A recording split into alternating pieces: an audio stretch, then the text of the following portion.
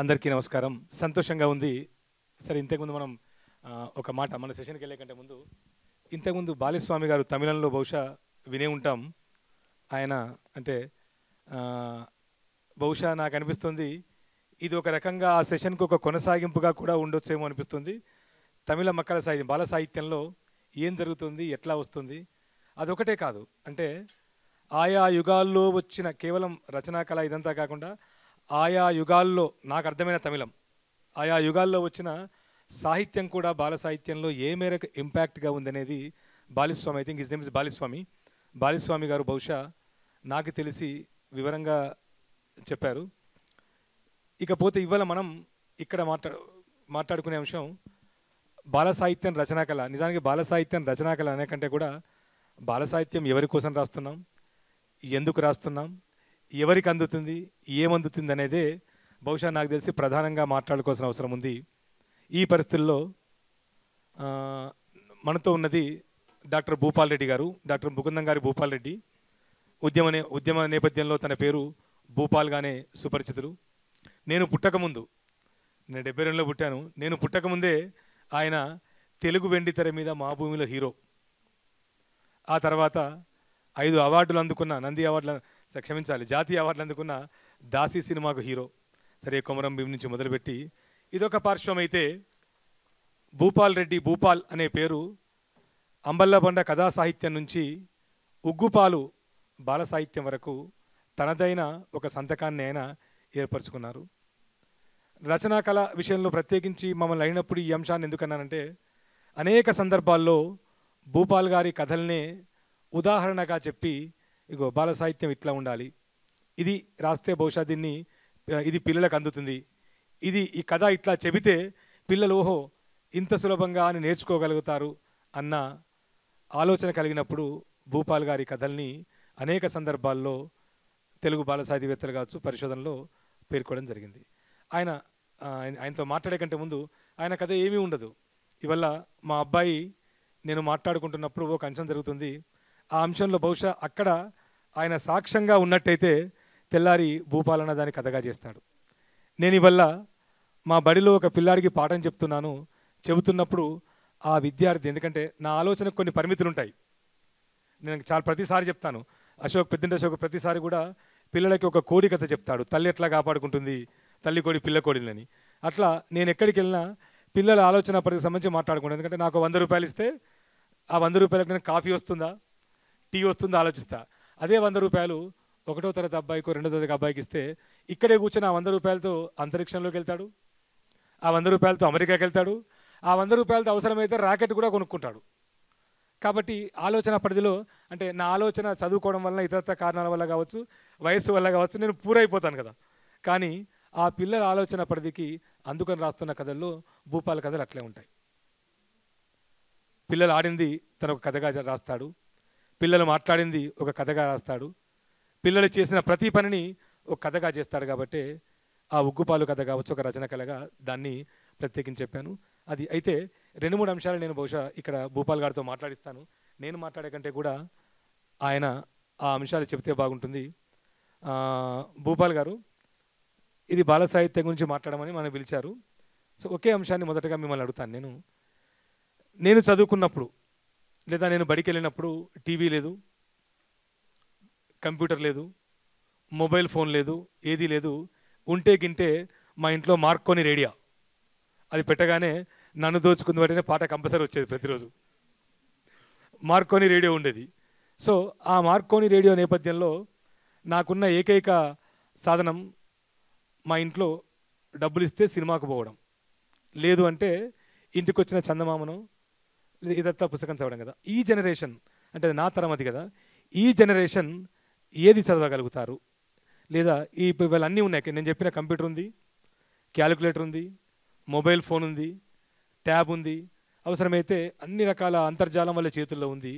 నేను చదువుకున్న నా చందమామ కథలు కావచ్చు, నన్ను ప్రభావితం చేసిన అలీబాబా 40 దొంగ ఇలాంటి కథలు కావచ్చు, ఈ పిల్లలకి బహుశా, అంటే నా పిల్లలకు కూడా ఎంతవరకు నచ్చొచ్చు లేదా నచ్చుతాయి, మీరేమంటారు?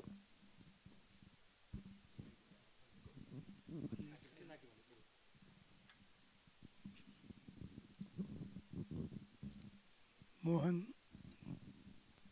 పత్తిపాక మోహన్, మిగతా మిత్రులు, కూర్చున్న వాళ్ళంతా ఇంచుమించు తెలిసిన వాళ్ళగానే ఉన్నారు. అయితే నేను మాట్లాడేది బాల సాహిత్యం గురించి. ఆయన ప్రశ్న అడిగారు. ఇక్కడ ఒక్క బాలుడు కూడా లేదు కదా అని చెప్పేసి లోపల నేను మదన పడుతున్నాను. సార్ బాలల హృదయం ఉంటే బాలలు ఉన్నట్టే. బాలల హృదయం ఉంటే బాలలు ఉన్నట్టే, బాలల హృదయం ఉంటే బాలల కథలు రాసినట్టే, బాలల ఆలోచన ఉంటే బాల సాహిత్యం సృష్టించినట్టే. కానీ మోహన్ అడిగిన ప్రశ్నకు నేను జవాబు చెప్తాను. ఇట్లే మాట్లాడుకుందాం. నేను ఉపన్యాసం ఇస్తానో, నాకు ప్రపంచం అంతా తెలిసనో పద్ధతిలో నేను మాట్లాడతలేను. మీ ముందు మనమంతా సరదాగా మాట్లాడుకుందామనే పద్ధతి ఉంటేనే నాకు తృప్తి ఉంటుంది. అది పిల్లల మనస్తత్వము, ఇంచుమించు నాది కూడా అట్లే అనుకుంటాను. అయితే ఇప్పుడు ఎట్లా ఉంది సాహిత్యం అంటే, ఇప్పుడు తాతయ్య చెప్పే కథ నా మన్మడు ఇంటలేడు. నేను చదువుకుంటాను వాట్సాప్లో, లేకపోతే ట్యాబ్ పెట్టుకొని చూసుకుంటాను అంటున్నాడు, కానీ ఇంటలేడు. అయితే ఇక్కడే ఇంటలేడా అంటే ఎక్కడ ఇంటలేరు. ఆ తెలంగాణ లోపలనే కాదు, ఎక్కడ ఇంటలేరు. ఎందుకు ఇంటలేరంటే వాళ్లకు అసలు ఏమి రుచిస్తలేదు. అంటే కావాల్సింది ల్యాప్టాపు, సెల్ ఫోను, దాంట్లో లీనమైపోయి అంత విస్మరించుకుంటూ వెళ్ళిపోతున్నారు. ఈవెన్ మనిషి యొక్క మర్యాదలు కూడా తెలియకుండా తయారైన రోజులైతే ఇప్పుడు ఉన్నాయి. ఎంత చెప్పినా వినకుండా వెళ్ళిపోతున్నారు. బంతి బంతి ఇది నా బంతి, పొట్ట నిండా గాలి, కాళ్ళు లేవు చేతులు లేవు, ఎగురుతుంది దుంకుతుంది. ఇది ఏం చెప్పింది దీంట్లో? ఏమి లేదు. పిల్లలు ఈ పాట పాడుకుంటూ సరదాగా ఆడుకుంటూ ఉంటారు. కాళ్ళు లేవు చేతులు లేవు. ఇట్లా జానపదుల నుండి చూసుకుంటే చాలా సాహిత్యం పుంకాలు మన ముందు ఉంది. రామాయణం తీసుకున్నా, మహాభారతం తీసుకున్నా, భాగవతం తీసుకున్నా, పిల్లల కథలు కోకొల్లలు దాంట్లో స్టార్టింగ్లో ఉన్నాయి. అవన్నీ కూడా విస్మరించారు. పిల్లలు వినొద్దని కాదు, మహాభారతము, రామాయణము, భాగవతం అన్ని పిల్లలు చదవాలి. కానీ ఆ వాటి ప్రభావము ఇప్పటి పిల్లల మీద ఉందని మాత్రం నేను అనుకోను. పోనీ పాశ్చాత్య దేశాల సాహిత్య సంఘటనలు ఏమన్నా ఉన్నాయంటే దడప ఉన్నాయో? ఎక్కడ? కాన్వెంట్ పెద్ద పెద్ద స్కూళ్ళ చదువుతులకే ఉన్నాయి. చిన్న తరగతిలో ఉండి మామూలు వ్యక్తులై ఉన్న వాళ్ళ దగ్గర ఏం లేదు. ఫోన్ అందుబాటులో ఉండాలంటే ఎంతమందికి ఉంది? నిజంగా చెప్పాలంటే ల్యాప్టాప్ కానీ ఫోన్ కానీ పిల్లలు ఎంతమంది దగ్గర ఉంది అంటే పిల్లల దగ్గరకైతే ఇంకా అలో చేయలేదు. జపాన్ లాంటి దేశాలలో మాత్రము ఫోన్లు తెస్తే సుత్తెలతోటి రాళ్ళతోటి పలగొట్టేసి పారేస్తున్నారు పెద్ద పెద్ద స్కూళ్ళలో, ఫోన్లు తేవద్దని. మన పిల్లలు చూసినా కానీ మనం 100 మంది ఉన్నాం ప్రజలము, పేదోళ్ళము, ధనికులము, మధ్యవర్తి అంతా చూసినా కానీ 30% మాత్రమే వాడుకలో ఉంది ఈ ఫోను. కాదు మరి 70% వరకు ఎక్కడ పోతుంది? ఈ పిల్లలు పొద్దున్న లేస్తే సెల్ ఫోన్ పట్టుకుంటున్నారు, దాంట్లోనే కథలు చూస్తున్నారు, అది చేస్తున్నారు. ఇప్పటి సాహిత్యం ఎట్లా ఉందని మోహన్ అడిగిన ప్రశ్నకు నేను మోహన్ ఎందుకు అంటానంటే తమ్ముళ్ళలాగా చూసుకుంటాను కనుక మోహన్ అంటాను. అయితే ఇప్పుడు తను అడిగిన ప్రశ్నకు లేటెస్ట్గా నేను చేసిన వర్క్లో ఒక భాగంగా చెప్పాలంటే, కేంద్ర సాహిత్య అకాడమీ అంటున్నారు. ఆ కథల పుస్తకాలు నేనే వన్ ఆఫ్ ది జడ్జిగా ఉన్నాను. మంచి పుస్తకం నిన్న మొన్న వచ్చింది, నవలలు 5, దాన్ని కూడా వన్ ఆఫ్ ది జడ్జిగా ఉన్నాను. వాటిని చదివినప్పుడు నిన్న మొన్నటివే 25వ కనుక దాంట్లో ఉన్న విషయాలు కోకొల్లలుగా మీకు అంతా చెప్పొచ్చు, నేను మాట్లాడవచ్చు. కానీ ఎంత టైం పడుతుంది? 13 పుస్తకాలు ఓ దిక్కు, 14 పుస్తకాలు ఓ దిక్కు తెచ్చిన నా దగ్గర పెట్టినారు. నేను అన్నీ చదివాను, ఏది వదిలిపెట్టలే. కొంతమంది జడ్జిగా ఉన్నోళ్ళు కూడా అటట అడుమేస్తారు, ఏదో చెప్పేసి అనుకుంటారు. నా పద్ధతి అట్లా కాదు, అన్నీ కూలంకషంగా చదివాను. దాన్ని బట్టి అంచనా వేసుకోవచ్చు తను అడిగిన ప్రశ్నకు. ఏ కథ కూడా తను ఉన్నాడు ఇక్కడ సాహిత్య అకాడమీ వ్యక్తి అయినా, నేను మా అందరం కూర్చున్న మృణాలి గారి ముందే అన్నాను మొన్న. ఆమె మాకు సంబంధించిన ఈ సౌత్ ఇండియాకు సంబంధించిన పెద్ద మనిషి, ఆమె దాని లిటరేచర్ దీంట్లో ఒక్క పుస్తకం కూడా సాహిత్య అకాడమీ లెవెల్కు అందే పుస్తకము లేదు. ఎందుకంటే అన్ని తప్పులు తడకలే ఉన్నాయి. రాసిన భాష కానీ, కొన్ని సందర్భాల్లో సెంటెన్సెస్ కానీ, తీసుకున్న సబ్జెక్టు కానీ ఆ లెవెల్కు అందే పుస్తకాలు ఏమీ లేవు. మరి ఎట్లండి, అవార్డు వేస్ట్ పోతుంది కదా అని ఇంకో పెద్ద మనిషి అన్నారు. ఇచ్చేయండి దేనికో దానికి. మరి మీరు సంతకం పెడతారా? నిజంగా చెప్పాలంటే నేను లేచిపోవాలి ఇక్కడికి. కానీ మీరు నలుగురు ఉన్నారు, మీరు ముగ్గురు నలుగురు ఉన్నారు, నేనున్నాను. లేచిపోవడం భావ్యం కాదు. మీరు ముగ్గురే సెలెక్ట్ చేస్తే దానికి సంతకం పెడతాం. అట్లా ఉంది ఇప్పుడు బాలల సాహిత్యం. విలువలేదు. పిల్లలకు అందేట్టుగా ఉన్న తప్పుడు భావాలు ఎక్కేస్తున్నాయి. పిల్లలకు అందేట్టుగా రాసినారు కొంతమంది, కానీ భావజాలం తప్పుగా ఉన్నప్పుడు మనం ఎంత దానికి అది చేస్తే ఏమొస్తుంది? ఏం లాభం లేదు కదా, ప్రమాదం అది. దానికే దారితీస్తుంది. అనవసరమైన విషయాన్ని తీసుకొని ఒక 20 పేజీలు చెప్పాల్సిన అవసరం కూడా లేదు. ఎందుకు చెప్పారంటే వాళ్ళు జవాబు చెప్పరు. ఒక మాట సార్, అంటే సాధారణంగా సాహిత్యం ఏదైనప్పుడు కూడా బాల సాహిత్యం అన్నప్పుడు ప్రధానంగా స్వభావపూర్ణత, ఏ వస్తువైనా బాల సాహిత్యంలో ప్రధానంగా స్వభావపూర్ణత ఉండాలి, ఔచిత్యం ఉండాలి, స్థలకాలాల్ని అనుసరించి పిల్లలకి అందేట్టుగా ఉండాలి. లేదు అని అనుకుంటాం. అంటే ఇటీవల నేను ఒక కథ చదివాను. ఆ కథలో బహుశా రచయిత వెజిటేరియన్ కావచ్చు. ఆయన కథలోని సింహం వెజిటేబుల్స్ తింటుంది. ఆయన కథలోని సింహం కూరగాయలు తింటుంది. అంటే ఇలాంటి కథలు ఇప్పుడు మనం అనుకున్న రచనా కళ అనుకున్నప్పుడు ఇవన్నీ వస్తాయి. కాబట్టి ఔచిత్యం, స్వభావపూర్ణత ఈ రెండూ లేనట్టయితే అది ఏ సాహిత్యమైనా, ముఖ్యంగా బాల సాహిత్యం పిల్లలపైన. ఎందుకంటే ఉదాహరణకు నా కొడుకో నా మనవడో ఆ కథ చదివి రేపు పులినోట్లో వేలు పెడితే వెజిటేరియన్ తింటుందని. కాబట్టి ఔచిత్యం, స్వభావపూర్ణత ఈ రెండు కూడా బాల సాహిత్యం మీద ఏ మేరకు ప్రభావితం చేయాలి, ఎంతవరకు, అంటే అవి ఉన్నట్టే ఔచిత్యం స్వభావపూర్ణత ఉంటే అది ఎట్లా అందుతుంది పిల్లలకి? ఔచిత్యం అనేది ఇంచుమించు నశించిపోతుంది పిల్లల కోసం రాస్తున్న వాళ్ళ మన లోపల. ఏ చెప్పినా వింటారు అనుకుంటే వాళ్ళు ఎందుకు వింటారు? చరిత్ర ఎట్లాగో చెప్తలేము, చెప్తే ఎవరు అని చెప్తున్నారు. మీరు చెప్పినట్టుగా ఒక మాట చెప్పాలంటే, హనుమంతుడు నీ ఎడల, దేవుడు హనుమంతుడు, ఆయన మీద భక్తిభావం జోరుగా చాలా బ్రహ్మాండంగా ఉండి నువ్వు మేడ మీదకి వెళ్ళి దుంకురా నీకేం కాదని చెప్పేటోళ్ళు కూడా ఉన్నారు. కాలేరు కదా, చెయ్యరు కదా అని చెప్పేళ్ళ సంఖ్య తక్కువైపోయింది. ఒక ఆమె మంచం కింద ఏవో పువ్వులో వేస్తే ఆ దంపతులకు కడుపైందని రాసింది అనుకుందాం. ఎంత ఔచిత్యం ఉంది దీంట్లో. పాము పక్కలో పండుకుంటే సంతానం అయిందట. ఎంత ఔచిత్యం ఉంది. ఇవన్నీ ఇప్పుడున్నాయి కాదు, వస్తున్నాయి. నేను కనీసం ఒక 4-5 సార్లు ఈ కేంద్ర సాహిత్య అకాడమీ కానీ మంచి పుస్తకాన్ని కానీ జడ్జిగా ఉన్నాను. ఏం రాస్తున్నారు వీళ్ళు? నేను మొన్న వాళ్ళతో అన్నాను, దీంట్లో ఒక్క పుస్తకం 13 పుస్తకాలు పంపించారు. దీంట్లో ఒక్క పుస్తకం కూడా 5 పుస్తకాలు తీయమంటున్నారు. ఒక్క పుస్తకం కూడా నిలబడతట్లేదే, ఎట్లా తీయాలి నేను అని. సైన్స్ ఫిక్షన్ అని ఒక ఆయన రాస్తారు. ఆయన ఎక్కడెక్కడనో పోతాడు, టక్కున అక్కడ చెట్టు అయి ఉంటాడు, వీడికి వచ్చేవరకు అలా మనిషి అయిపోతాడు. ఇది సాధ్యమేనా? అది ఎట్లా కరెక్ట్ అవుతుంది ఇప్పుడు? మరి ఏం చెప్తలేరా వీళ్ళు అంటే చెప్తున్నారు. ఏం చెప్తున్నారు? మసిపూసి మారేడుకాయ చేసే కథలు కూడా చెప్తున్నారు. నిక్కచ్చిగా సూటిగా చెప్పాలంటే, నేను ఇంతకుముందు అన్నట్టుగా 90 మంది దగ్గర సెల్ ఫోన్ ఉంటే ఇంకా 70 మంది ఏం చూస్తున్నారు ఇప్పుడు? పల్లెల్లో ఉన్నారు, పట్టణాల్లో అట్టడుగు తరగతి వాళ్ళు ఉన్నారు, కాకపోతే అడవుల్లో ఉన్న జనాలు ఉన్నారు. వాళ్ళందరూ ఏం చూస్తున్నారు? సెల్ ఫోన్ దగ్గర పెట్టుకునేనా?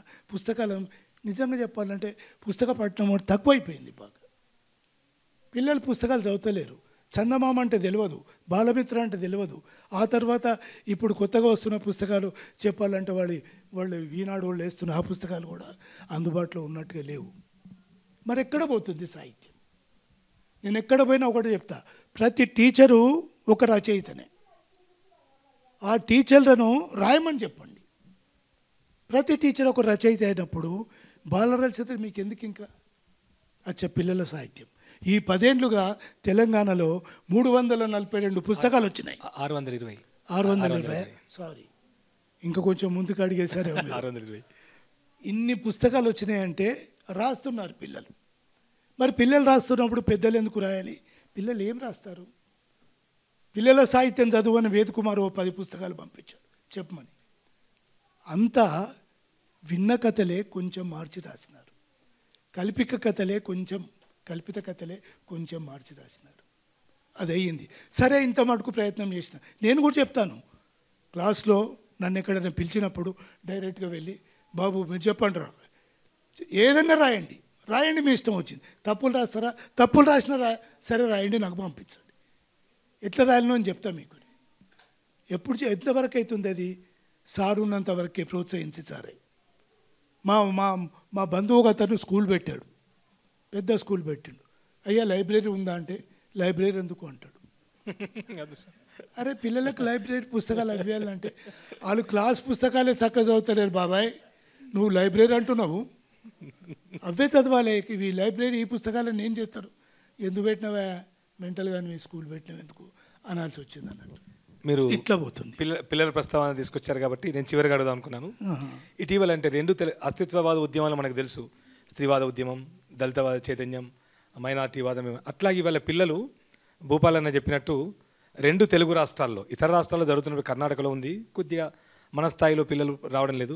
తమిళనాడులో కొన్ని పుస్తకాలు వచ్చాయి, ఉత్తర భారతంలో హిందీలో మనకంటే తక్కువగా ఉంది. అయితే మీరు ప్రస్తావించిన పిల్లల విషయానికి వస్తే, పిల్లలు తమ అస్తిత్వవాదం లాగా అంటే తమకు ఏం కావాలి వాళ్ళు ఇప్పుడు రాసుకున్న పరిస్థితి వచ్చింది. అంటే వాళ్ళ గ్యాప్స్ ఏమున్నాయి, వాడి బడి గురించి రాసుకుందాం అనుకుంటున్నాడా, గుడి గురించి రాసుకుందాం అనుకుంటున్నాడా, అమ్మ నాన్న గురించి రాసుకుందాం అనుకుంటున్నాడా, ఇట్లా గత 13-14 సంవత్సరాలుగా వచ్చిన పుస్తకాలని గరిపెల్లి అశోక్ టోటల్ లిస్ట్ చేశారు. ఆయన 2 తెలుగు రాష్ట్రాలకు గొప్ప పని చేశాడు. ఆయన చేస్తే ఈ ఒక్క తెలంగాణ ప్రాంతం నుంచి నాకు తెలిసి భూపాలన చెప్పారు కాబట్టి 520 పైన వస్తే, మిగతా అన్ని కూడా ఆంధ్రప్రదేశ్, కళింగ ఈ ప్రాంతం అంతా వచ్చినాయి. దాంట్లో ఉత్తరాంధ్రలో నేనే 3 కార్యశాలలు విజయనగరంలో అక్కడ పెట్టుకున్నాం. ఆ తర్వాత రాయలసీమలో కొన్ని కార్యశాలలు జరిగినాయి, ఆంధ్ర ప్రాంతంలో చాలా జరిగినాయి కార్యశాలలు, అంటే కర్నూలు ఈ ప్రాంతం నుంచి మొదలు పెట్టుకొని అన్ని పుస్తకాలు వచ్చినాయి. అయితే మీరు పిల్లలు జ్ఞాపకం చేస్తారు కాబట్టి చెబుతున్నాను. ముస్తాబాద్ అనే ఊళ్ళో 7వ తరగతిలో ఒక అబ్బాయి వర్క్షాప్లో పాల్గొన్నాడు, ఎన్బిటి ఆర్గనైజ్ చేశాం. 8వ తరగతిలో అబ్బాయి ఉన్నప్పుడు విఆర్ శర్మ పుస్తకం తీసుకొచ్చాడు. సరే అక్కడికి అయిపోయింది. యాదృచ్ఛికంగా ఒకనాడు మాకు ఫోన్ వచ్చింది ఏంటంటే, ఆ అబ్బాయి దగ్గర పర్మిషన్ కావాలని 9th క్లాస్కి దాన్ని టెక్స్ట్ బుక్లో లెసన్గా పెట్టారు. 7వ తరగతి అబ్బాయి రాసింది 8వ తరగతిలో పుస్తకం వస్తే అదేం లేదు, జస్ట్ సేంద్రియ, వాళ్ళ ఇంట్లో వాళ్ళ సాయి చంద్ అనుకుంటాను, ముస్తాబాద్ అబ్బాయి సాయి కిరణ్ సముంది, ఇప్పటికీ మహారాష్ట్ర టెక్స్ట్ బుక్లో మనకు అది కనిపిస్తుంది. అంటే పిల్లలు రాసిన దాన్ని అదొకటి. రెండవది నేను ఒక కథ చెప్తాను పిల్లలది. హైదరాబాద్లో అంటే పిల్లల ఆలోచన పరిధి ఎట్లా ఉంటుంది అనేది మాడభూషి లలితాదేవి గారు పోటీ పెట్టారు పిల్లలకి. పెట్టినప్పుడు దాదాపు ఒక 300 మంది పిల్లలు కథలు రాశారు. దాంట్లో ఒక కథ నేను తీసుకొని చదివాను. ఆ కథ ఏమీ లేదు, A4 సైజులో పేజీలో సగానికంటే ఎక్కువగా ఉంటుంది. ఆ అబ్బాయి చిన్నగా ఫాంట్లో రాశాడు. ఆ కథ ఏంటంటే, ఒక ఊరు, చిన్న ఊరు ఉంటుంది, టౌన్. ఆ టౌన్లో ఒక కుక్క అది నడుచుకుంటూ వెళ్తుంది. టౌన్లో గాంధీ సెంటర్కి వస్తుంది. అది మూత్రం చేయాలి కుక్క. అది అటు చుట్టుపక్కల చూస్తుంది. చూడగానే మొత్తం చాలా నీట్గా ఉంటుంది. అమ్మో ఇంత నీట్గా ఉంది, నేను దీన్ని గలీజ్గా చేయనని ముందుకు వెళ్ళిపోద్ది. అట్నుంచి అంబేద్కర్ సర్కిల్కి వెళ్ళిపోద్ది. అక్కడ ఇంకా నీట్గా ఉంటుంది. అక్కడ అబ్బాయి ఒక గొప్ప మాట రాశాడు, అమ్మో ఇంత నీట్గా శుభ్రంగా ఉంది కదా, నేను పాడు చేయడానికి నేను మనిషినా అని ఆ కుక్క ఇంకాస్త ముందుకెళ్తుంది. ఆ కుక్క ఇంకాస్త ముందుకెళ్ళి ఊరు దాటుతుంది. ఊరు దాటి కాలకృత్యాలు తీసుకుంటుంది. ఇది కథ. ఈ కథను బహుశా మైక్ బంద్ చేసి చెప్తే సాహిత్య అకాడమీ అవార్డు తీసుకుని నేను కూడా రాయలేను. అంటే మన పిల్లల ఆలోచన పరిధి అంటే ఈ కథ రచనా శిల్పం మీరు విషయం చూసుకోండి, ఏదైనా చూసుకోండి, అది ఈ పిల్లలు అట్లా రాస్తున్నారు. సో పిల్లల విషయాన్ని మీరు పిల్లలు రాస్తున్న మాట వాస్తవమే, కానీ ఆ స్కూల్ నుండి ఆ సార్ వెళ్ళిపోయిన తర్వాత రాయడం బంద్ అయిపోతుంది. ఆ సార్ ఉన్నంత వరకే ప్రోత్సహించి రాయించినారు. ఆ తర్వాత పిల్లవాడు ఏం రాయట్లేదు. తర్వాత ఒక అమ్మాయి 5th మానుకుంది. ప్రోత్సాహంతో, నాతోటో తనతోటో ప్రోత్సాహంతో కథలు రాసింది. తర్వాత అమ్మాయి పెద్ద మనిషి అయింది, పెళ్లి చేసుకుంది. ఏమమ్మా రాస్తున్నావు బిడ్డ కథలు అంటే, ఇంకెక్కడి కథలు సార్, అప్పుడే నాదే ఒక కథ అదే భూపాలన్న. అయితే మీరు ఇప్పుడు కథలు అనుకున్నాం కదా, ఉగ్గుపాలు నిజానికి అది ఆ, రచనా శి- ర- రెండు రచనా శిల్పం విషయంలో కావచ్చు, లేదు వస్తువు విషయంలో పిల్లలకి ఇప్పటికి కూడా మేము స్టాండర్డ్గా మేము ఎక్కడికి వెళ్ళినా ప్రస్తావిస్తున్న 5-6 పుస్తకాలు అదొకటి. ఇది ఎట్లా రాసినావు? దాంట్లో 2-3 కథ అంటే ఎట్లా దాన్ని రచనా శిల్పం నిజానికి నేను అదే అంటాను. అంతే అంతే. మీరు మీరు మీరు చెప్పండి. నేను మాత్రము ఇది రాయడంలో ఎక్కడ కథ ఆలోచించి రాయలేదు. చెప్తాను. ప్రచురణకర్త భూపాల్ గారి పుస్తకాన్ని అచ్చవేద్దాం అనుకున్నాడు. ఆయన ఇంటికి వెళ్తే సిగరెట్ పెట్టి అట్టబుక్కల మీద, కాగితాల మీద, టిష్యూ పేపర్ల మీద రాసినాన్ని ఏరుకొని ఆయన టైప్ చేసుకున్నాడు. తిరుమలరావుని అడిగిండి అతను, ఎవరు మన మొన్నటి వరకు గౌరీశంకర్ అడిగితే ఆయన నా పేరు చెప్పిండు. నా పేరు చెప్తే నేనైతే ఇంట్లో లేనిప్పుడు ఇంట్లో పలానా చోట ఉన్నాయి, దాంట్లో తీసుకో ఉండొచ్చు, 80-90 కథలు ఉండొచ్చు, దాంట్లో నీకు నచ్చినాయి అని చెప్పినాను. నేను రాసిన పద్ధతి చెప్తున్నాను. ఈ కేంద్ర సాహిత్య అకాడమీ పుస్తకానికి ఎందుకు అవార్డు వచ్చింది 6 ఏళ్ల తర్వాత అన్నదానికి ఉదాహరణ చెప్తున్నాను. దీంట్లో నా గొప్పతనం చెప్పుకోవడం కాదు, ఎందుకు వచ్చింది, దీనికి ఏం చేస్తే వచ్చింది. మరి నేను ముందు పెద్దోళ్ళ కథలు రాసిన కదా, అంబల్ల బండ అనే పుస్తకం లోపల పెద్దల కథలే, పట్నం వచ్చిన పల్లె పెద్దల కథలే. ఇట్లా ఆ తర్వాత కదా నేను మొదలుపెట్టిన బాల సాహిత్యం.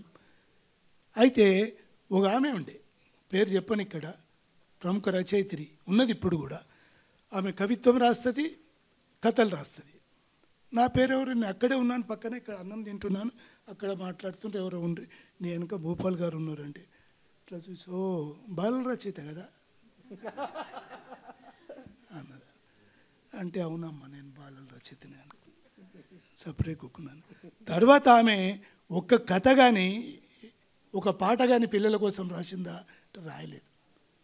పెద్దలది రాసే కన్నా పిల్లలది రాసేదే కష్టం అని చెప్పేసి ఆమెకి ఇంకా తెలియదు. దీంట్లో ఒక కథ చెప్తాను. సాయంత్రం అయితే ఈ మధ్య హిమాయత్ నగర్లో ఒక సన్యాసి దగ్గరికి అందరూ కూడా అమ్మలక్కలందరూ పోయి కూర్చునేవాళ్ళు. ఆయన హితోపదేశం చేసేవాడు. సాయంత్రం అయితే చాలు. ఇది కింది అట్టడే తరగదు, ఉన్నత వర్గం స్త్రీలే అందరూ వెళ్ళి కూర్చుంటే ఆయన చెప్తుండే, నేను నాలాకనే కూర్చొని వచ్చిండు. అయితే ఆమె పోతుంటే వాళ్ళ అమ్మాయి పడు తను కూడా పోతా అన్నాడు అబ్బాయి. అమ్మ నేను కూడా వస్తానే ఇవాళ. ఎందుకురా నిన్ను రానియరు, అంత ఆడోళ్ళు పెద్దోళ్ళే ఉంటారు, నిన్ను రానియరు, స్వామీజీ చెప్పిన మాట ఒక్కటి కూడా నీకు అర్థం కాదురా అని వాళ్ళ అమ్మ అన్నది. అన్నవాడు వినలే, వస్తాను ముందుకేస్తే మన చప్పుడే కూర్చోవాలి, ఏం మాట్లాడుతూ వచ్చిన తర్వాత స్వామీజీ వచ్చి అందరిని చూసి పలకరించి నవ్వి అది చేసి వేషధారణ అంత బాగుంది. ఒక అందరికి ఇంత ఇట్లా అని విభూతి పెట్టినాడు. ఒక పడుచు అమ్మాయి ఆంటీకి ఇట్లా అని ఉంగరం తీసి ఇచ్చినాడు.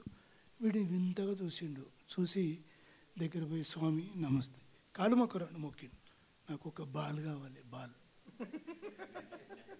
బాల్ కావాలని అడిగిండు. ఇది జరిగిన సంఘటన. అడిగితే నవ్వుతున్నాడు. వాళ్ళ అసిస్టెంట్స్ ఉంటారు కదా సన్యాసులు శిష్యులు, వాళ్ళని చూస్తుండే ఆహా నవ్వుతున్నాడు, జవాబు ఇస్తలేడు. వీడే మళ్ళీ ఎక్కువ చేస్తున్నాడు. అయితే మళ్ళీ వాళ్ళకి ఇషారా చేసి ఏంది ఇది అనే వరకు తీసుకెళ్ళి గేట్ వరకు అంత దూరం పోయిన తర్వాత స్వామి ఇదిగో నా జేబులో బాల్ ఉంది, దీన్ని మాయం చేసి చూద్దాం అని తీసుకుపోయి బయట పడేసిండు. తర్వాత అలమ్మ కూడా ఇట్లాంటి కథలు కోకొల్లలు ఏవైనా యథార్థమే. దీనిలో కల్పించి రాసిన కథ ఏం లేదు. చెరబండరాజు ఇంటికి పోయినప్పుడు ఏమైంది, అప్పుడే అమ్మాయి వస్తుంది, అలా బిడ్డ మనమరాలు వచ్చినప్పుడు ఏమైంది, ఈ అమ్మనేమో ఇట్లా పడుకొని ఉంది, నేను మాట్లాడుతున్నా, వచ్చి అబ్బా బుజ్జి నా కాళ్ళు బాగా నొస్తున్నాయే, ఒక్కసారి కాళ్ళు వస్తావా అన్నది. అంటే నేను కాళ్ళు వస్తాను, మరి నాకు ఏమి ఇస్తావు అంటే ఏమి ఇవ్వాలి, సినిమాకి తీసుకెళ్తావు, ఆ సినిమాకి. నీకు ఎన్నిసార్లు చెప్పాలి పొద్దంతా కష్టం చేయొద్దని, అన్ని పనులు నువ్వే, బట్టలు ఉతుకుడు బాస అన్నీ చేస్తావు, ఇప్పుడు తకాంచిపోతావు.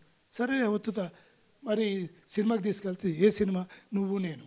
అచ్చా వాళ్ళు టికెట్ దొరకకపోతే ఇంకో సినిమా పేరు చెప్పింది, అమ్మాయి కాలు వచ్చింది, అయిపోయింది. అమ్మమ్మ మాత్రము అమ్మాయిని సినిమాకి తీసుకెళ్ళలే. ఇండి తన కథ. దుర్గాప్రసాద్ అనే ఒక ఫ్రెండు 15 ఏళ్ళు లోపల పోయి వచ్చిండు నక్సలైట్. ఆయన రీసెంట్గా మా పిల్లలు పుట్టిన తర్వాత పెళ్లి చేసుకున్నాడు. కొడుకు చిన్న అబ్బాయి ఉన్నాడు. వాళ్ళ ఇంటికి పోయినా తాత ఆయన అప్పటికే దురూపది చచ్చిపోయాడు. అయితే ఆ పాప ఉంది, బాబు ఉన్నాడు. ఇక వాడు వచ్చే టైం అయిందిగా చూసిపోదాం, కాసేపు మాట్లాడిపోదామని నేను ఆడ కూర్చుంటే తాత నేను మాట్లాడుతున్నాం. వాడు అప్పుడే ఆటో ఆగింది. వచ్చేవరకల్లా ఈ అమ్మ దిగి ఏం చేసిందంటే బయటికి పోయి నేను లోపలనే కూర్చున్నా, బయటికి పోయి వచ్చింది లోపలికి. వచ్చేవరకల్లా అరే చూసావా, గుర్తుపెట్టావా, ఎవరో వచ్చారు చెప్పు ఏమమ్మాయ అంటే ఇప్పుడే చెప్పావు కదా మా భూపాల్ మామయ్య వచ్చినాడని అన్నాడు.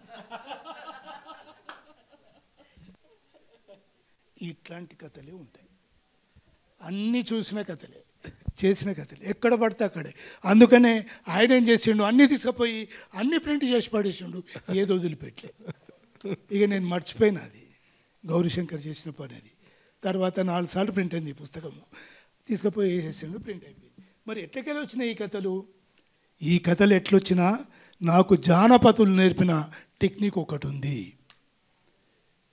నాకు ప్రజలు నేర్పిన టెక్నిక్ ఒకటి ఉంది. మా అమ్మమ్మ నాయనమ్మ, మా అమ్మమ్మనైతే 3 రోజులు పాట చెప్పేది, బతుకమ్మ పాట. అట్లా నేను నేర్చుకున్నదే ఉంది. నేను పెద్ద ఎత్తున ఇట్లే ఉండాలి కథను చదవలేదు, ఇట్లే ఉండాలి ఇదే పద్ధతిలో మూసల పోసి ఉండలేదు. వాళ్ళు చెప్పిన టెక్నిక్ తీసుకున్న ఫటాఫట్ రాసిన తర్వాత ఎన్నో రాసినాను. ఒక్కొక్క పుస్తకంలో 50, 60, ఇగో దీంట్లో 82, 83 కథలు, 163 కథలు, ఇట్లా ఉన్న కథలే ఉన్నాయి. అన్నీ పిల్లలై కావు, పెద్దలై కూడా రాసిన. పట్నం వచ్చిన పల్లె అని లేఖ నవలిక, పిల్లల కథల లేఖ నవలిక, పెద్దలే అది అని రాసిన అన్నట్టు. ఆ మంచి నవల అని పేరు వచ్చింది. దీనికి రివ్యూ చేసుకుంటా ఈనాడు వాడు ఏమన్నాడంటే, ఈ పుస్తకము బాగా చేసింది, హాఫ్ పేజీ. ఈ పుస్తకము పిల్లలకు పాఠాలు, పెద్దలకు గుణపాఠాలు. నాకు అంతకన్నా ఇంకేం అన్న, నేను రాసింది ఎందుకు. మీరు అంటే కథ, గేయం, పిల్లల సినిమా, డాక్యుమెంట్లు కూడా తీశారు. అవును. గేయం విషయంలో మనకు తెలుసు, పిల్లలు వాళ్ళు అప్పుడే పుట్టిన పాపాయి, వాళ్ళకి చెవులు వినిపించి సైన్స్ ప్రకారం తెలియదు. కానీ అమ్మ జో అచ్యుతానంద జో జో ముకుంద అని, లేకుంటే రాయి దాయ పిట్టి అని పాడుతూ ఉంటే హాయిగా నిద్రపోతాడు, తిన్న పాలు అరిగేంత వరకు పడుకుంటాడు. మీరు ఒకరే కాదు, తొలినాటి నుంచి కూడా కవిరావు గాంజీ మంది ఇప్పటి వరకు కూడా వేలాది మంది బాల సాహిత్యవేత్తలు పిల్లల కోసం గేయాన్ని రాస్తున్నారు. అది కూడా ఎట్లా రాస్తున్నారంటే, మనం ఇంతకుముందు అనుకున్నటువంటి అన్ని అంశాలని పాటిస్తూ రాస్తూ వస్తున్నారు. మీరు ఒక మాట అంటారు, అంటే గేయం ఎంత సులభంగా రాస్తారు అంటే, కాటేసే పామును పట్టుకోవద్దు, కరెంటు తీగను ముట్టుకోవద్దు, చీటికి మాటికి కొట్టుకోవద్దు, నోటిలో వెళ్ళు పెట్టుకోవద్దు. ఇది అంటే పిల్లల కోసం. అంతేకాకుండా ఇంకా పుంటికూర పుల్లగుంటుంది, కమ్మగుందే బాగా తింటే కడుపునొస్తుంది, గుప్పెడు ఉప్పేస్తే కూర విషం కొడుతుంది, తన గొప్పలు తానే చెప్తే రోత పుడుతుంది. ఇది పిల్లల కోసం అసలు ఇదే కాదు, నేను విద్యార్థిగా చదువుకున్న పాట కూడా ఉంది. అచ్చచ్చర పిల్లవాడు చిచ్చర పిడిగే, అచ్చమైన ఊరిలోన బుచ్చిబాలుడే, ఒక ఈ పాట. ఇది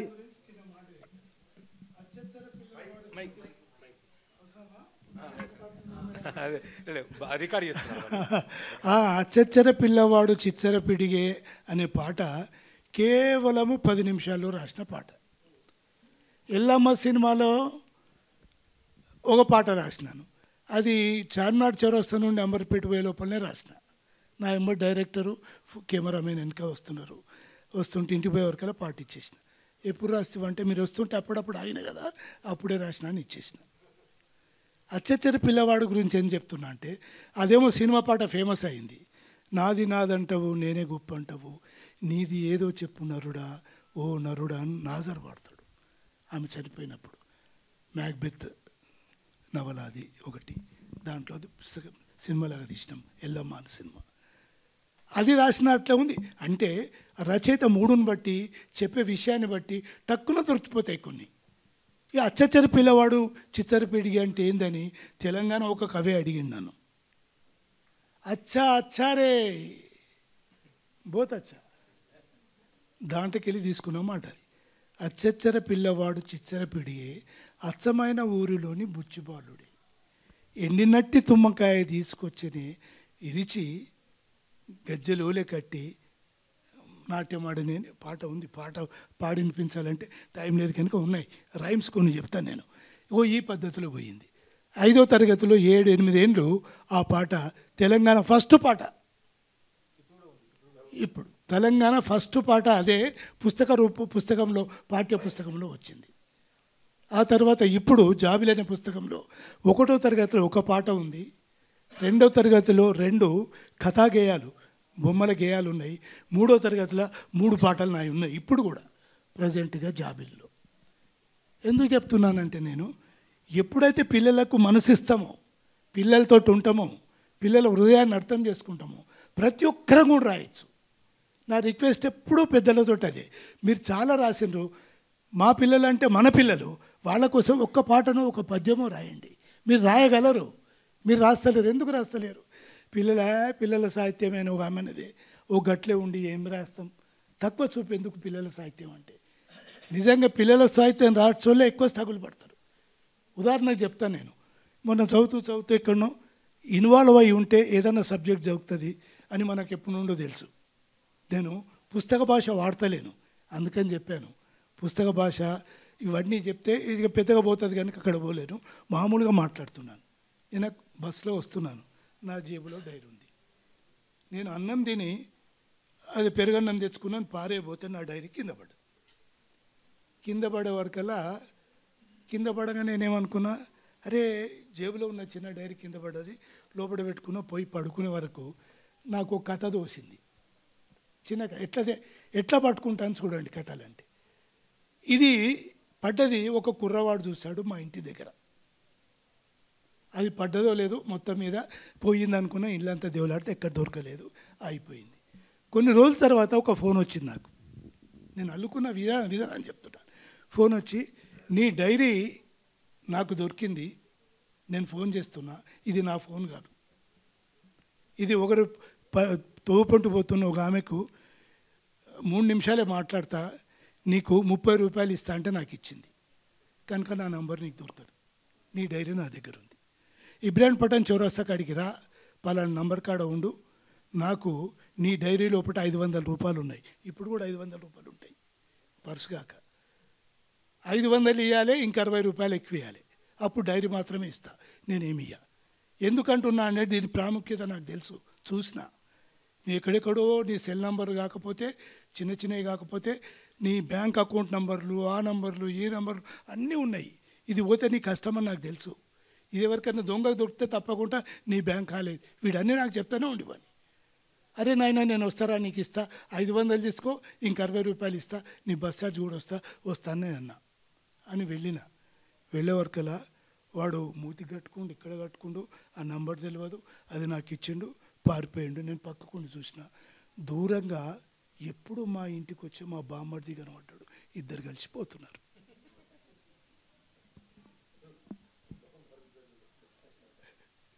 అంటే ఆ డైరీ పోలేదు వాడు. ఇక మనం ఏమన్నా అర్థం చేసుకోవచ్చు. నేను చెప్తున్నాను, ఆడు తీసుకుపోయి ఈయనకి ఇచ్చిండు, వీడు బ్లాక్మెయిల్ చేసి నా దగ్గరికి వెళ్ళి డబ్బులు తీసుకున్నాడు. ఇట్లా దీంట్లో ఉన్న కథలు కూడా, ఇతను అమ్మమ్మ నానమ్మ పాపకు తిండి పెడుతుంది. సాయంత్రం అయితే కథ చెప్తుంది, ఆమె కథలు చెప్తుంది. తిండి పెట్టుకుంటే ఏమంటుందంటే, కర్ణుడంత ఎంత గొప్పోడు అనుకున్నావు, తన కవచ కుండలాలను కోసి ఇట్లా తీసి ఇట్లా ఇచ్చేసిండు ఇంద్రునికి. సూర్యుని కొడుకువాడు, ఎంత గొప్పోడు అనుకున్నావు. అంత దానగుణం ఉండాలి మనుషులల్లా. మీరు చిన్నప్పటి సంతే దానగుణం అలవాటు చేసుకోవాలి, మనంబడి ఏం రాదు అని రాత్రి అంత కథ చెప్పింది. అన్నం తినబెడుతుంటే ఆ అమ్మాయి ఇంటర్మీడియట్ చదువుతున్న అమ్మాయి వచ్చి నిలబడి వింటుంది. తినబెడుతుంటే చూస్తుంది. ఆమె ఏమంటుంది, పోవే కుక్క పో, చిపా, నీకు పెట్టను పో అని చెప్పేసి పాపకు తిండి పెడుతుంది. నీకు పెడతాను పో, బాబు నీకు పెట్టను రా, వెళ్ళిపో. మా పాపే తింటాడు, కుక్కి పెడుతుంది. అప్పుడు ఈ అమ్మాయి అనుకుంది, రాత్రి దానకర్ణుని కథ చెప్పిన నానమ్మ నేను ఆయమే, ఇప్పుడు ఇంత నూరిపోస్తుంది, ఎవరికి ఏం పెట్టొద్దని అనే పద్ధతిలో కథలు ఉన్నాయి. అయితే పిల్లలు రాస్తున్నారు. నేనేం చెప్తానంటే, వ్యాసం రాయండి. మీరు సినిమాకి వెళ్ళి వచ్చిన లోపల ఏం జరిగింది, ఒక వ్యాసం రాయండి. అట్లా అలవాటు చేసుకోండి. మీకు పాట రాయరాదు, పాట రాయాలంటే శబ్ద జ్ఞానం ఉండాలి, దానికి సంబంధించి ఉంటుంది కదా, అట్లా ఉండదు. కనుక ఫ్రీ వర్డ్స్ రాస్తున్నారు పిల్లలు ఈ మధ్య, కొంచెం ఫటాఫట్ రాసి పడేస్తారు. చాలా పుస్తకాలు వస్తున్నాయి. పార్వతీపురంలో నేను తిరిగి వచ్చేసినప్పుడు అక్కడున్న స్కూల్ పిల్లల పుస్తకాలు ఇన్ని తీసుకొచ్చినాను, పిల్లలు రాసిన పుస్తకం. ఇంకా నా దగ్గర అట్లే పడి ఉంది. పిల్లలు రాస్తున్నారు. పిల్లలు రాయడానికి కథ వచ్చు, కథ కాపీ కొట్టినా రాయండి, కానీ సొంతంగా రాసే ప్రయత్నం చేయండి అని చెప్తున్నాను. మీరు పార్వతీపురం ప్రస్తావన తీసుకొచ్చారు. నిజానికి నేను ఆ ప్రస్తావన తేవద్దని అనుకున్నాను. చాలామందికి తెలుసు, అనేక కుట్ర కేసుల్లో భూపాల్ గారు ఇప్పటికీ కోర్టులు తిరుగుతూనే ఉంటారు. అదే పార్వతీపురం, అదే అంటున్నాను, అదే అందుకనే. సో ఎస్, అయితే అది అప్పుడు ఇప్పుడు కూడా ఒక కేసు నా మీద ఇంకా కంటిన్యూ అవుతుంది. ఏంటంటే అక్కడ ఉన్న ఓ పార్టీ వాళ్ళు ఏం చేశారంటే, గిరిజనుల మీద మాట్లాడండి, కొమరంభీం హీరో కదా అని నన్ను పిలిచినారు. నేను పోయి గిరిజన హక్కుల గురించి దంచి కొట్టు మాట్లాడి తెల్లారే కేసు పెట్టిండు. నేను హీరోనయ్యా బాబు, నా మీద ఎందుకు కేసు పెడుతున్నారు, వానికి ఏం అవసరం ఉంది హీరోని. సరే, అంటే మనకు టైం వస్తుంది కాబట్టి అది సరే, అప్పలనారాయణ కూడా చెప్పారు. అదే ఇప్పుడు వస్తువు విషయం మిమ్మల్ని మీతో నిజంగా మాట్లాడదాం అనుకున్నాను. మీరు చెప్పిన అమ్మమ్మ, కర్ణుడు, దానివల్ల వస్తువు ఏది ఉండాలని మాకు అర్థమైపోయింది. గేయం విషయానికి వచ్చినప్పుడు కూడా నిజానికి బాల గేయం అన్నాం, మీరు దాన్ని కొత్తగా బాల లయ అన్నారు. మేము గేయం అంటే దాన్ని మీరు లయ అంటూ రాసేది ఒకటి. తర్వాత నేను కానీ మీరు కానీ మన పిల్లలు కానీ బాల సాహిత్యం అనే కానీ ఏం చదువుతామంటే ఒక రాజు ఉంటాడు, ఒక మంచి కొడుకు ఉంటాడు, చెడ్డ కొడుకు ఉంటాడు, మంచి భార్య ఉంటుంది, చెడ్డ భార్య ఉంటుంది. లేదు, ఆ రాజ్యంలో మంత్రి పదవి కోసం ఇద్దరు వస్తారు, ఒకడు కొద్దిగా కన్నింగ్ ఫెలో ఉంటాడు, ఇదే జరుగుతుంది. అయితే ఇటీవల వస్తున్న బాల సాహిత్యాన్ని చూస్తే మాత్రం మనం అనుకున్నట్టుగా ఒకటి పిల్లల్ని, అంటే చదువుతున్న పిల్లల్ని ఆలోచింపజేసేదిగా ఒకటి ఉంటుంది. రెండవది వాళ్ళకి ఇప్పుడు అనుకున్న ఔచిత్యం రెండవది ఉంది. మూడవది ప్రశ్నించే తత్వం ఉంటుంది. తర్వాత మీరు అన్నట్టు వైజ్ఞానిక అంశాలు ఉంటున్నాయి. ఆ తర్వాత పిల్లలకి నచ్చే విధంగా ఉంటుంది, గేయం అట్లాగా ఉంటుంది. ఇవన్నీ ఉన్నది. అయితే ఈ పిల్లలు, ఈ బడి పిల్లలు కావచ్చు లేదా నా పిల్లలు కావచ్చు, వాళ్ళు ఈ కథల్ని చదివి ఏ మేరకు ప్రభావితం కాగలుగుతారు భవిష్యత్తులో? గతంలో ఏంటంటే బాల సాహిత్యం మనం వినగానే చందమామ కథ చదవగానే ఇప్పుడు పెద్దగా అయ్యాక మంచి నీతిమంతుడు అవుతాడు, లేదా మంచి పరిపాలకుడు అవుతాడు, మంచి తీర్పరి అవుతాడు అనుకున్నాం కదా. ఈ కథల్ని చదివిన పిల్లలు అంటే వాళ్ళు ఎట్లా అవుతారు, ఎట్లా ఉంటుంది అంటే మీ ఒపీనియన్ ఎట్లా ఉంటుంది, ఏమనుకుంటారు? పిల్లలు మంచిని తప్పకుండా తీసుకుంటారు. పిల్లల లోపల ఒక గొప్ప గుణం ఉంది, నాకు ఏంటంటే ప్రశ్నించే గుణం ఉంది. వాళ్ళ దగ్గర ప్రశ్నిస్తారు, ఊరుకోరు. అయితే మంచిదేమన్నా ఉంటే తీసుకుంటారు, మరి ఆచరణ పెట్టరా అంటే తర్వాత విషయం. ఉదాహరణకు చినుకు చినుకు వాన పడితే గొడుగు గొడుగు, కాళ్ళకు పొడి తట్టితే కడుగు కడుగు, ఈత రాక బాయిలో దిగితే బుడుగు బుడుగు అని రాసిన. అరే ఈత రాక దిగొద్దురా అంటే వాళ్ళు అర్థం చేసుకుంటారు కదా. అట్లా అయితే ఏ కథ లోపల మంచి ఉంటే మంచిని గ్రహిస్తున్నారు. బాబు ఇది ఈ కథ లోపల చెప్పండి, నేను కథలు చదివి వినిపిస్తాను స్కూళ్ళలోకి వెళ్ళి. దీంట్లో మీకేం తెలిసింది అంటే ఉన్నది ఉన్నట్టుగా చెప్పి పర్ఫెక్ట్గా చెప్పేస్తారు. చాలా తెలివైన వాళ్ళు, చాలా హుషారుగా ఉంటారు. చెవు పట్టుకున్నది ఇట్లా ముట్టుకున్నది కూడా వాళ్ళకి తెలుసు. పిల్లల్ని బాగా గమనిస్తే మనం వద్దురాని కసురుకోనన్నది తెలుస్తుంది, వద్దురాని నిదానంగా చెప్పింది కూడా తెలుస్తుంది. ఇంత స్పర్శన కూడా స్పష్టంగా తెలుస్తుంది వాళ్ళకి. కథని తెలియదు, కథ కూడా తెలుస్తుంది కదా. వంకపోక నదులు ఉండాలంటే చక్కగా కాలువలు తవ్వించాలి, వంకర రాతలు మానాలంటే చక్కగా రాతలు చక్కగా ఉండాలని ఉంటుంది. అట్లా పిల్లలకి ఏది చెప్పినా గుర్తుపెట్టుకుంటారు. ఉదాహరణకు వివి సారు మన్మడు రోడ్డు దాల్తున్నాడు, నేను గట్టిగా అడిచి చెప్పేది అలవాటు కనుక. వివి సారు మన్మడు రోడ్డు దాటుతుండు, అల్లుడు రోడ్డు దాటిస్తున్నాడు. వాడు ఇక్కడ ఆగిపోయిండు. నేను కొత్తగా పుస్తకం వేసిన రోజుల్లో ఇచ్చిన. ఏమి ఆగిపోయినావు అంటే భూపాల మామ ఏం చెప్పిండు అంటే ఏం చెప్పిండు, రోడ్డు దాటే బుజ్జి మేక ఏమి చేశాను, చెప్పు రోడ్డు దాటే బుజ్జి మేక ఏమి చేశాను, కుడి ఎడమ కుడికి 3 సార్లు చూశాను, వచ్చిపోయే వాహనాల అడ్డుపడకను ముచ్చటగా రోడ్డు దాటి వెళ్ళిపోయాను. నాన్న మనం కూడా ఇక్కడోసారి అక్కడోసారి ఇక్కడోసారి చూసి దాటాలి అని చెప్పిండంట. ఆయన అక్కడ డ్రాప్ చేసి అప్పుడే ఫోన్ చేసిండు. ఫోన్ చేసి ఇగో మా వాడు నీ పాట ఎట్లా గుర్తుపెట్టుకున్నాను. ఇక అంతకన్నా నాకేం కావాలి. మన ఇంకొక 5-6 నిమిషాలు అయిపోతుంది. అయితే ఓకే. ఒక సాధారణంగా బాల సాహిత్యం అనగానే అనేక రకాలుగా అనేక కూడా నాకు తెలిసి నా మట్టుకు నేను ఇప్పటికీ కూడా ప్రధానంగా లక్ష్యం పిల్లవాడు చదివి ఆనందించాలి. నీతి అన్నం ఏదన్నప్పుడు కూడా బాల సాహిత్యం ప్రధాన లక్షణం బాలలు చదువుకొని ఆనందించగలిగి ఉండాలి. బాలలు చదివిన తర్వాత తమకు తాము ఆలోచించగలిగి ఉండాలి.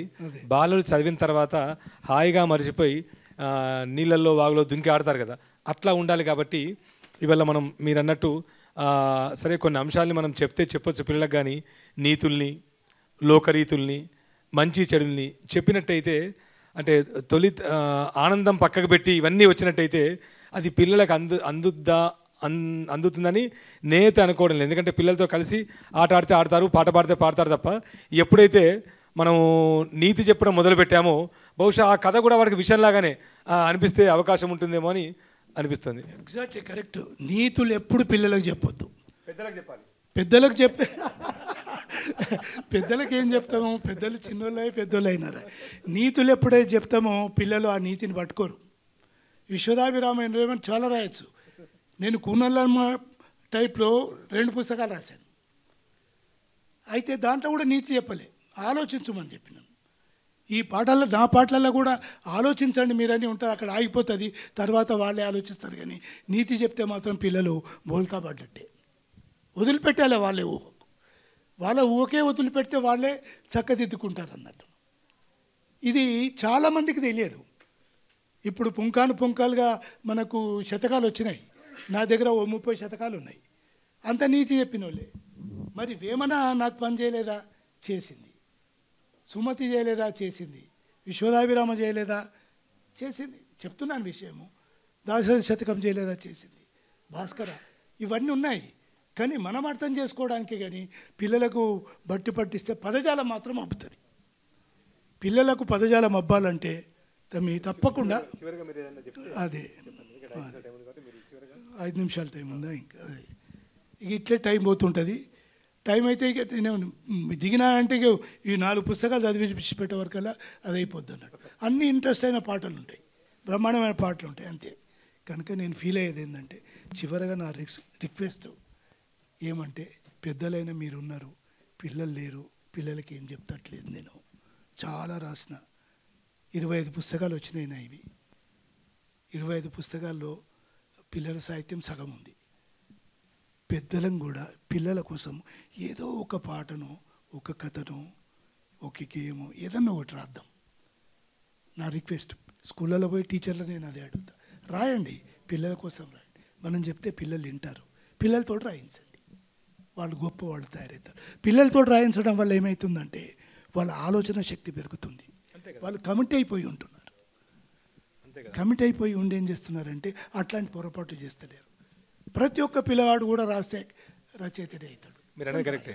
ఎందుకంటే తరగతి గదిలో అశోక్ లాంటి టీచరు, మీలాంటి టీచరు ఒక 40 నిమిషాలు పాఠం చెప్పినప్పుడు ఆ విద్యార్థి ఆ పాఠాన్ని విని 3 గంటల్లో ఎగ్జామ్ రాసి 100 మార్కులు తెచ్చుకున్నప్పుడు అశోక్ చెప్పిన కథ, లేకుంటే స్వర్ణ గారు, అమరేంద్ర గారు ఏదో చెప్పిన యాత్రా కథనో, లేకుంటే ఇంకో కథనో ప్రత్యక్షంగా ఆ విద్యార్థి కథగానో, వ్యాసంగానో, గేయంగానో రాయగలిగితే ఆయనకు మార్కులు వేయడానికి మార్కులు అశోక్ దగ్గర ఉండవు. పేదవాడే 100 కంటే ఎక్కువ. ఎందుకంటే 100 కంటే ఎక్కువ ఆ టీచర్ వేయలేడు.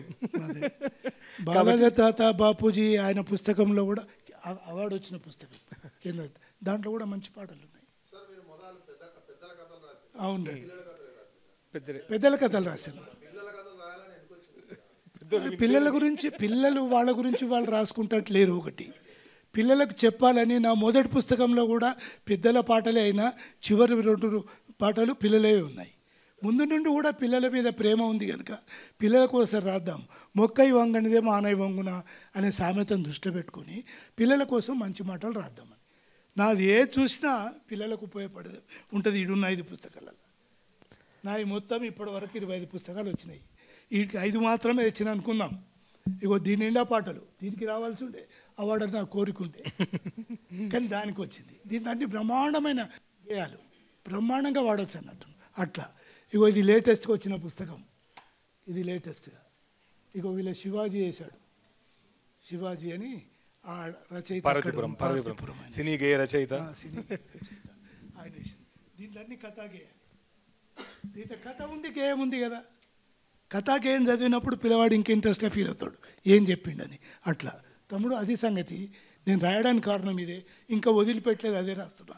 కొంతమంది చాలని నాతోటి ఎవరు మాస్టర్ కారా గారు అన్నారు, ఇంకెంతకాలం రాస్తావు ఆ పిల్లల కథలు, మానుకోరా అది కానీ ఉదయం తను జ్ఞాపకం చేసినట్టుగా. చిన్న కథలు రాయి, పెద్ద కథలు రాయి, పిల్లల సాహిత్యం పిల్లల రచయిత అంటారు. అంటే నేను పిల్లల రచయితనే, పెద్దల రచయితనే. సినిమా పాటలు రాయలేదా, అది వేరే సంగతి. మనం ఇంతకుముందు పిల్లల పుస్తకాల నుంచి మాట్లాడుకున్నాం. అవును, తగుళ్ళ గోపాల్ కూడా దేవగన్నేరు, ఆయన 4వ తరగతి 5వ పిల్లలతో రాయించాడు. ఓకే, వాళ్ళు రాసింది ఆయన పుస్తకం తెచ్చాడు. ఎగ్జాక్ట్లీ. సో మీరు చెప్పిన కథకు కూడా నేను సంపాదకుని దానికి. వాళ్ళు నాకు లెటర్ రాసి మీకు 5,000 రూపాయలు పంపిస్తున్నాము అంటే నాకెందుకు పంపుతున్నారు ఆ రచయిత అంటే మీరు పర్మిషన్ ఇవ్వాలి కదా ఆ పిల్లాడిని పంపి, సాయి చెందిన పిల్లాడికి. సో అంటే నిజానికి బాల సాహిత్యం రచనాకళ అనుకున్నాం, కానీ ఒక రచనాకళతో పాటు ఇటీవల వస్తున్న అన్ని అంశాలు నేను ప్రధానంగా 4-5 భాషల్లో చూస్తున్నాను ప్రస్తుతం. ఉద్యోగరీత్యా కావచ్చు, వ్యక్తిగత ఆసక్తి రీత్యా కావచ్చు, తెలుగు, తమిళ, కన్నడ, మలయాళ ప్రాంతంలో, ఒకవైపు హిందీ, ఇంగ్లీష్ ప్రాంతంలో చూస్తున్న క్రమంలో అనేక అంశాలను నేను గమనించాను. దాంట్లో ఇవాళ మీరు ప్రధానంగా చెప్పిన అంశాలలో ఒకటి బాల సాహిత్యం. అది ఎవరైనా మీరు రాసినా నేను రాసినా మనం రాయాలంటే నిజానికి అంటే మనం అంతా చదువుతూ వస్తున్నాం కాబట్టి మనం బాలల స్థాయికి, ఒక మిత్రుడు అంటాడు బాలల స్థాయికి దిగి రాయాలని, కానీ బాలల స్థాయికి ఎదిగి రాయాలి. నిజానికి పిల్లలతో ఉండడం అంటే ఎదగడమే. ఒక తరాన్ని ఇప్పుడు అమరేంద్ర గారు, ఇంకా వీరు 2-3 మనకంటే పెద్దవాళ్ళు ఉన్నారు. అప్పలనాయుడు అన్న కొద్ది గొప్ప నాకంటే ముందు కావచ్చు అంతే. అయితే అమరేంద్ర గారు ఆయన ముందు తరం, తర్వాత తరం నాకంటే కొద్దిగా అశోక్ పెద్ద, తర్వాత నేను, చివరిగా అంటే గోపాలును వీళ్ళున్నారు. అయితే ఈ క్రమంలో మనం చూసినట్టయితే ముగించే ముందు అమరేంద్ర గారు ఆ తరం తాత, నానమ్మ, అమ్మమ్మలతో ఎక్కువగా ఇంటిమసీ ఉన్నటువంటి తరం అది. ఆ తర్వాత తరానికి వచ్చేసరికి ఇంటిమసీ ఉన్నప్పటికీ కూడా ఆ తర్వాత తరం, అమరేంద్ర గారి తర్వాత తరం తాతమ్మతో, నానమ్మతో, అమ్మమ్మతో ఉన్నప్పటికీ కూడా పోరాట క్రమం కావచ్చు, జీవితంలో అనేక అంశాలు కాబట్టి నేను గమనించింది, అడిగింది అంటే నా దగ్గర దాదాపు ఒక 18-19 ఇంటర్వ్యూస్ ఉన్నాయి. రంగినేని మోహన్ అందరితో మాట్లాడితే చెప్పింది. ఆ తర్వాత ఏంటంటే వాళ్ళు లైఫ్లో స్ట్రగుల్ కాబట్టి కొద్దిగా దూరం అయిపోయారు. తర్వాత తరం, నా తరంకి వచ్చేసప్పటికి అసలు అమ్మా నాన్నతో ఎక్కువ అటాచ్మెంట్ లేదు. టు బి ఫ్రాంక్, కొద్ది గొప్ప ఉంటే తాతతో, నాకు మా తాతతో తప్ప నాకు మా అమ్మ బాబుతోని ఊళ్ళకి పోయిన సందర్భం జ్ఞాపకం లేదు. నాకేమైనా జ్ఞాపకం ఉంటే నేను పెళ్ళికి పోయినా, హైదరాబాద్కి పోయినా, సినిమాకి పోయినా, పొద్దుగా లేసి వాక్ పోయి స్నానం చేస్తాను మా తాతతోని. ఆ తర్వాత తరంకి వచ్చేసరికి కొద్దిగా డైలమా, ఎందుకంటే అప్పుడు అందరూ ఊళ్ళో వదిలిపెట్టి వచ్చేసినాం. నా వరకు ఏంటంటే వ్యాపారం చేసుకున్నాం, నడిచింది. నా తర్వాత తరం కంపల్సరీ హైదరాబాద్కో, చెన్నైకో, ఇంకెక్కడికో పోవాల్సింది కాబట్టి ఆ గ్యాప్ వచ్చింది. మళ్ళీ ఇవాళ నేను చూస్తున్నాను ఏంటంటే ఈ కొత్త తరం ఏదైతే ఉందో, అమరేంద్ర గారు ఏదైతే చెప్పుకున్నామో అట్లా నాకు తెలిసి పిల్లలతో 3 గంటలు 4 గంటలు గడిపే తల్లిదండ్రులు ఎక్కువయ్యారు ఇప్పుడు. అది కారణాలు ఏమైనా కావచ్చు, అంటే మనస్తత్వ శాస్త్రం చెప్పిన ప్రకారం ఏదైనా కావచ్చు. నేను నా పిల్లలతో సరదాగా బయటకు పోయేవాను అంతే, ఆస్తలేసారు పిల్లలందరినీ. అటువంటిది ఈ తరాన్ని మీరు అబ్జర్వ్ చేయండి. ఈ తరం పిల్లలు ఇప్పుడు చైతన్య కూడా ఫేస్బుక్లో పెడుతుంటుంది వాళ్ళ అబ్బాయి ఏమేం చేస్తున్నాడనేది. అంటే ఈ తరం అంతా కూడా ఎంత బిజీగా ఉన్నా మళ్ళీ 2 గంటలు 3 గంటలు పిల్లలతో గడిపే సమయం మీరు గమనించండి. పేరెంట్స్ చుట్టుపక్కల ఇళ్ళ వాళ్ళని కూడా చూడండి.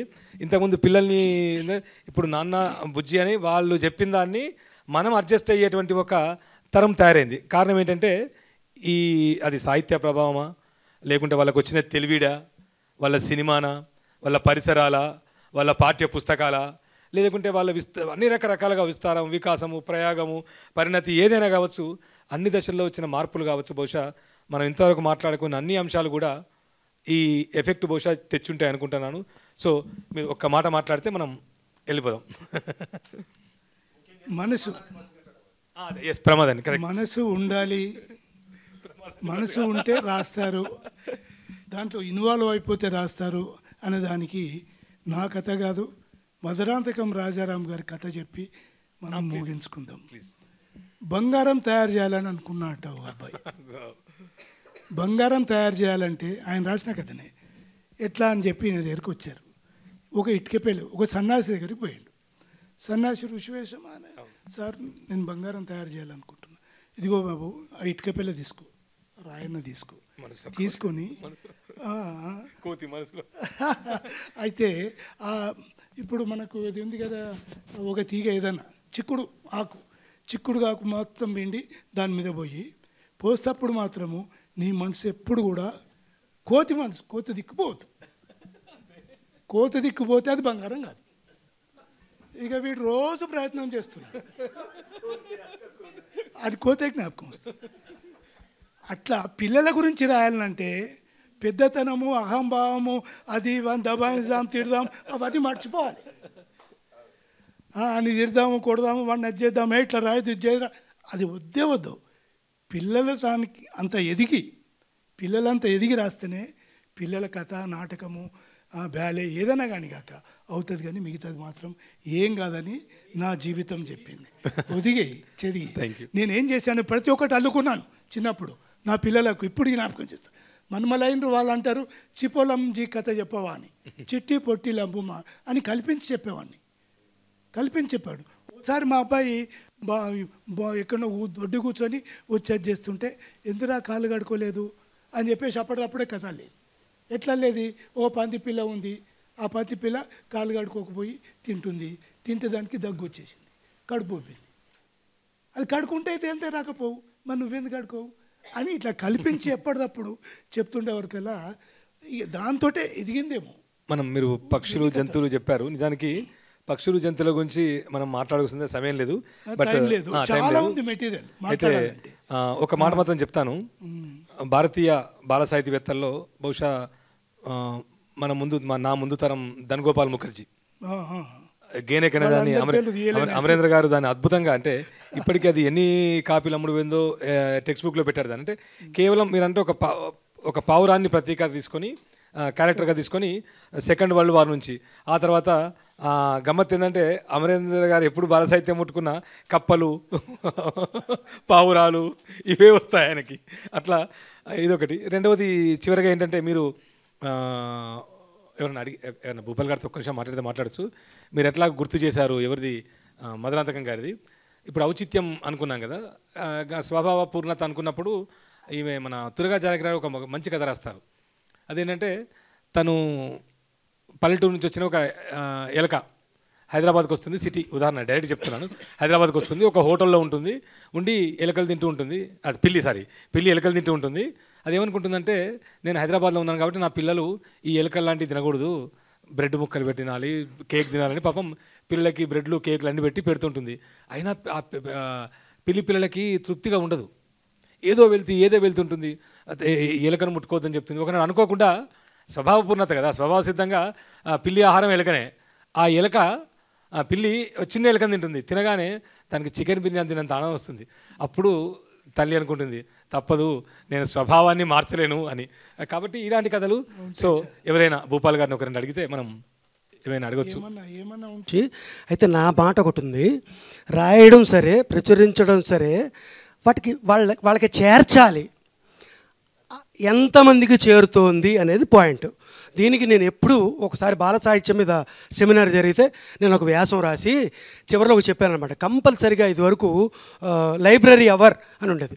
ప్రతి స్కూల్లోనూ శనివారానికి కనీసం ఒక వారానికి ఒకసారైనా లైబ్రరీ అవర్ ఉండి పిల్లలందరూ కంపల్సరీగా లైబ్రరీకి స్కూల్లో వెళ్ళి ఈ బాల సాహిత్యాన్ని వాళ్ళకి చేర్చాలి. ఇది చేర్చమన్నప్పుడు మీరు ఎన్ని రాసినా కూడా అది వృధా అవుతుంది, బుడిదలో పోసిన పన్నీర్ అవుతుంది. అట్లా కాకుండా ఇంప్లిమెంటేషన్ ఉండాలని నా ఉద్దేశం. Thank you. బుక్ బ్రహ్మ నిర్వాహకులకి సెషన్ స్పాన్సర్ థ్యాంక్ యూ.